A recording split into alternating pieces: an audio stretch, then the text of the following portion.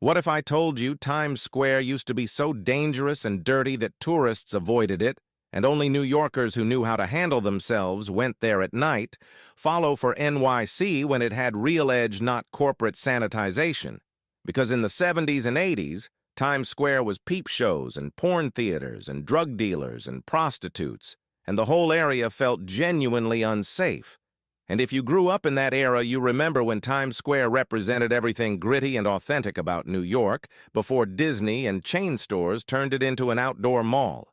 Tell me if you remember dangerous Times Square, because this was NYC before gentrification neutered it.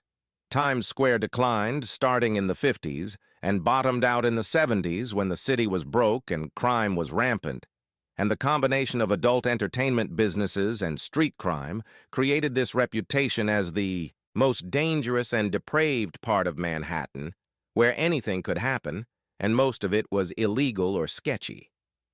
The porn theaters and peep shows were everywhere, 42nd Street lined with adult movie houses and live sex shows, and walking through Times Square meant being propositioned and harassed and seeing things that shocked even jaded New Yorkers.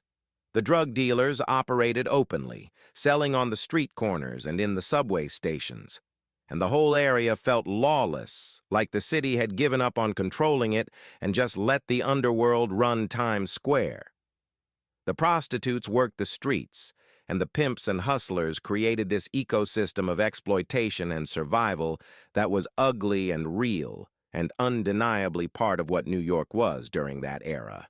The graffiti covered everything, subway cars and walls and buildings, and the visual chaos matched the social chaos, with nothing feeling clean or safe or maintained. The legitimate businesses struggled.